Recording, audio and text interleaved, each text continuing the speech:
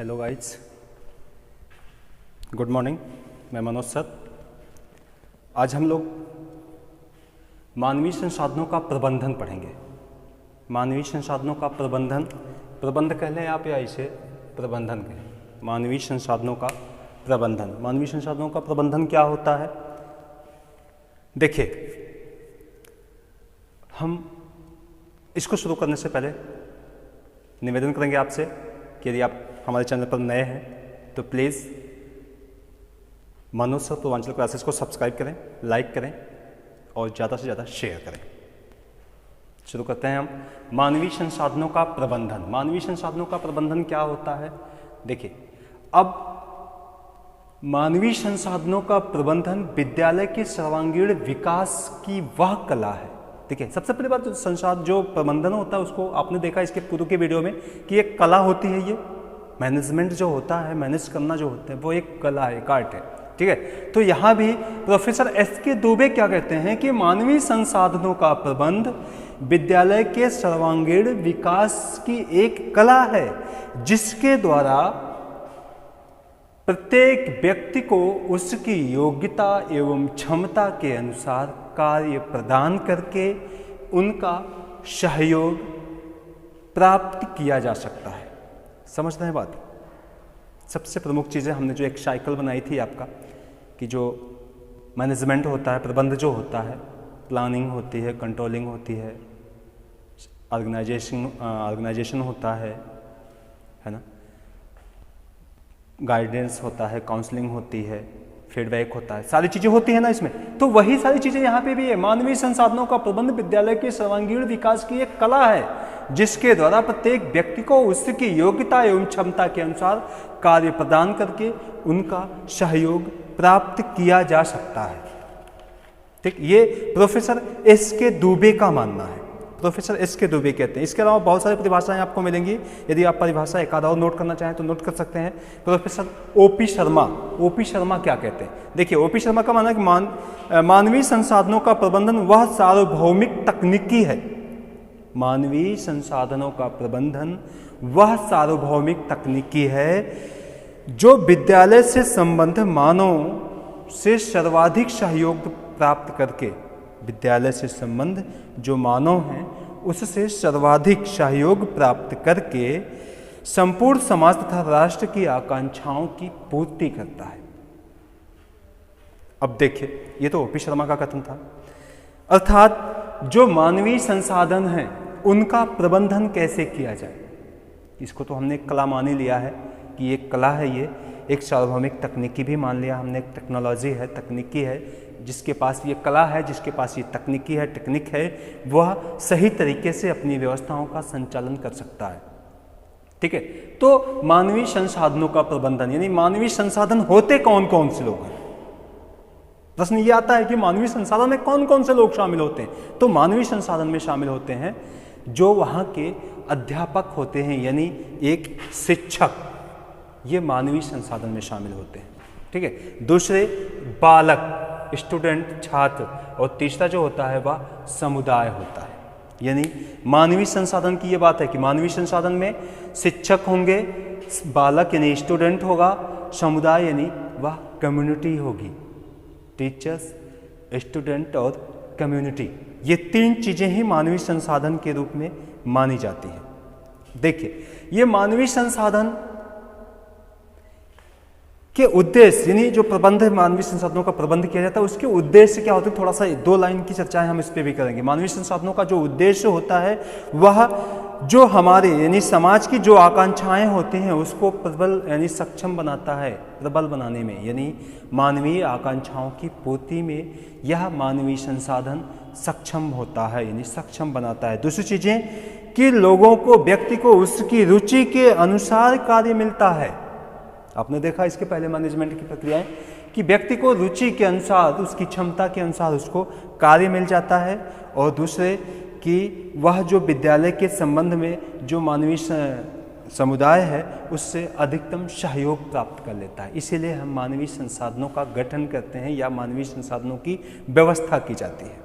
ठीक है। अब देखिए मानवीय संसाधन में जो शिक्षक हैं, टीचर्स हैं, जो स्टूडेंट्स हैं और जो कम्युनिटी है उसकी क्या रोल है। सबसे पहले हम शिक्षक की बात कर लें तो शिक्षक का क्या रोल है। शिक्षक छात्रों के ज्ञानार्जन में सहायता करता है। टीचर्स जो होता है वह छात्रों के ज्ञानार्जन में सहायता करता है। दूसरा है चरित्र का विकास करता है। तीसरा है मूल्यों का विकास करता है और चौथा है समस्याओं के समाधान की क्षमता उत्पन्न करता है। ये 4 पॉइंट हम रखेंगे। पहला, छात्रों का ज्ञानार्जन यानी ज़्यादा से ज़्यादा ज्ञान अर्जन में वो सहायता करता है। दूसरा कि छात्रों का यानी जो बालक हैं, छात्र हैं, उनके चारित्रिक विकास की बात करता है, उनके मूल्यों के विकास की बात करता है और उनमें समस्या समाधान की क्षमता को उत्पन्न करता है, यानी समस्या समाधान की योग्यता का विकास करता है। ये शिक्षक करता है। दूसरा आता है स्टूडेंट यानी बालक, छात्र। छात्र का क्या कर्तव्य है, क्या उद्देश्य है, यानी शिक्षक की मदद करना। पहला पॉइंट है कि छात्र जो होंगे वह शिक्षक की मदद करेंगे। दूसरा होगा कि जो वातावरण होगा उसमें सुधार की वो कोशिश करेंगे। हमारा जो भी वातावरण है वहाँ उस वातावरण में सुधार की वह कोशिश करेंगे। और तीसरा आता है कि विशेष प्रकार के जो बच्चे होते हैं, विशेष आवश्यकता वाले जो बच्चे होते हैं, मोस्ट नीडेड पर्सन जो होते हैं, उनकी वो सहायता करें। ठीक है। ये तीसरा जो आता है आपका समुदाय यानी कम्युनिटी। देखिए बहुत इंपॉर्टेंट शब्द है कम्युनिटी। कम्युनिटी क्या चीज़ होता है। अब देखिए अगर हम कम्युनिटी की बात करें तो समुदाय यानी 2 शब्दों से मिलकर बना है, कॉम प्लस म्यूनिश। आपको पहले भी हमने बताया है या फिर से आप देख सकते हैं कि कम्युनिटी शब्द जो होता है, समुदाय जो होता है, जिसको हम अंग्रेजी में कम्युनिटी कहते हैं, वह 2 शब्दों से मिलकर बना है। एक कॉम होता है और दूसरा म्यूनिश होता है। कॉम का मतलब होता है टुगेदर यानी साथ साथ चलना, एक साथ चलना, और म्यूनिश का मतलब होता है टू सर्व अर्थात सेवा करना। ठीक है। अब समझ में आ गया होगा, यही से एक इसके 2 शब्दों से ही आपको समझ में आ गया होगा। यानी कॉम का मतलब होता है टुगेदर साथ साथ चलना और म्यूनिश का मतलब होता है टू सर्व अर्थात सेवा करना, एक साथ रहकर सेवा करना। ये इसका अर्थ होता है। अब देखिए इस संबंध में बहुत सारी चीज़ें मिलेंगी आपको। जैसे बोगार्ट्स एक विचारक हैं, इनका मानना है कि समुदाय एक ऐसा सामाजिक समूह है जिसमें कुछ मात्रा में हम की भावना होती है और वह एक क्षेत्र विशेष से संबंधित होता है। हम की भावना होने का मतलब वो ईगो मत समझिएगा यहाँ पे कि हम सब एक हैं, इसकी भावना। समुदाय में इस तरह की एक भावना होती है कि हम सब एक हैं और सब क्षेत्र विशेष के ही हैं। ठीक है। तो ये बोगार्ट्स का कथन था। इसके अलावा बहुत सारे कथन मिलेंगे आपको। जॉन डेवी का कथन मिल जाएगा आपको, स्टेफर्ड के कथन मिल जाएंगे, या शायदन के कथन मिल जाएंगे, या फ्रैंकलिन के कथन मिल जाएंगे। तो इन्होंने समुदाय के संबंध में कहा है कि समुदाय एक ऐसी प्रक्रिया होती है जिसमें सभी व्यक्ति, सभी लोग एक साथ रहकर सेवा भाव का कार्य करते हैं, यानी एक दूसरे की हेल्प करते हैं, एक दूसरे की सहायता करते हैं। ठीक है। अब इस समुदाय में सबसे पहले आपने देखा सहयोग की भावना होती है ना। दूसरा योजनाओं का क्रियान्वयन। अब सहयोग की भावना आपने देखा अभी, वही सहयोग यानी टू सर्व सेवा करना, टुगेदर एक साथ रहकर, तो वह सहयोग हो गया। यहाँ योजनाओं का क्रियान्वयन, विभिन्न प्रकार की जो योजनाएं हैं, अब इन योजनाओं के संदर्भ में भी यानी जो समुदाय होगा वह योजनाओं का क्रियान्वयन करेगा, योजनाएं बनाएगा और इन योजनाओं को छात्रों तक पहुंचाएगा, समाज तक पहुंचाएगा, लोगों तक पहुंचाएगा। ठीक। साथ साथ चलने की प्रक्रिया यानी हम सबको एक साथ लेकर चले। अब देखें थोड़ी सी हम योजनाओं पर चर्चा करेंगे कि योजनाएं क्या क्या होती हैं, कैसी होती हैं। जैसे आपने सुना होगा ग्राम शिक्षा समिति। ग्राम शिक्षा समिति क्या चीज होती है। ग्राम शिक्षा समिति क्या होती है भाई। ग्राम शिक्षा समिति, इसको हम अंग्रेजी में VEC कहते हैं। VEC क्या होता है, ये इंपॉर्टेंट चीजें हैं। ग्राम शिक्षा समिति, ग्राम शिक्षा समिति क्या चीज होती है, यानी विलेज एजुकेशन कमेटी। ग्राम शिक्षा समिति, विलेज एजुकेशन समिति या कमेटी भी हम इसको कहते हैं। अस्थायी नियम 1972 में का सन 1975 में कुछ संशोधन किया गया था। जो एक अस्थायी नियम बनाए गए थे 1972 में, उसमें कुछ संशोधन 1975 में किया गया। इसके अंतर्गत एक ग्राम शिक्षा समिति बनाई गई।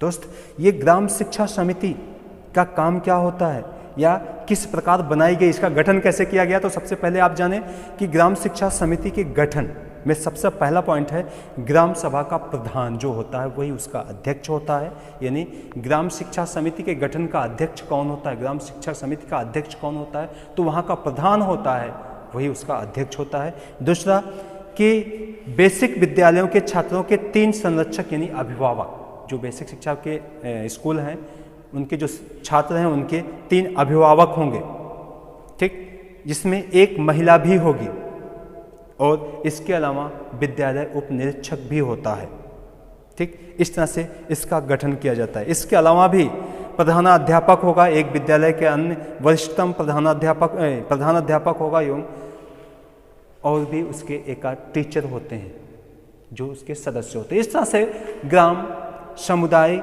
या ग्राम शिक्षा समिति का गठन किया जाता है, ठीक है। ये ग्राम शिक्षा समिति के कार्य क्या होते हैं, कार्य के बारे में हम चर्चा कर लें थोड़ा सा। तो सबसे पहले विद्यालय में जो साधन है, संसाधन है, उसमें सुधार की संस्तुति करना या सुधार करवाना पहला कार्य है उसका। दूसरा कार्य है कि समय समय पर जो कुछ भी समस्याएं हैं, जो कुछ भी आवश्यकताएं हैं, वह बेसिक शिक्षा अधिकारी को बताना या बेसिक शिक्षा अधिकारी को अवगत कराना।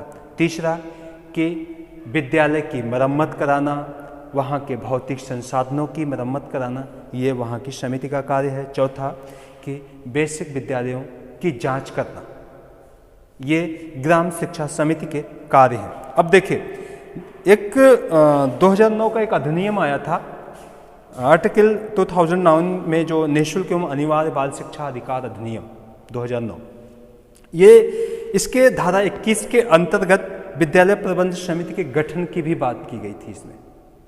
यानी आर्टिकल कह रहे हैं, जो ये आपके अधिनियम है, एक्ट जिसको हम कहते हैं, एक्ट 2009 में, निःशुल्क एवं अनिवार्य शिक्षा एक्ट 2009 में एक धारा 21 में एक इस तरह के ग्राम शिक्षा समिति के गठन पर भी चर्चा की गई थी या ग्राम शिक्षा समिति के गठन की मंजूरी दी गई थी, ठीक है।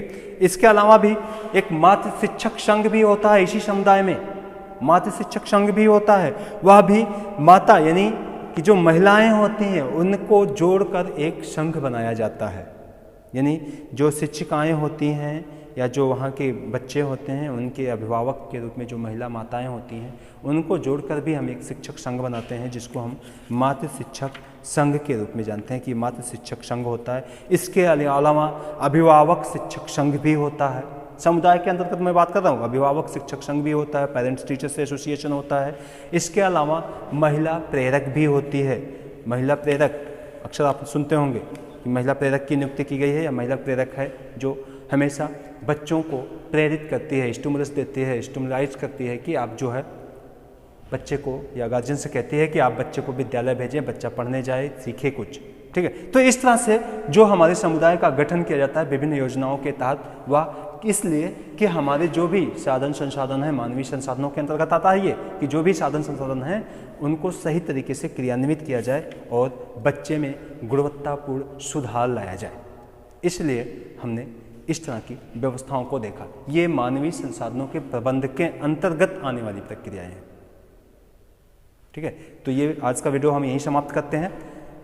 तब तक के लिए नमस्कार।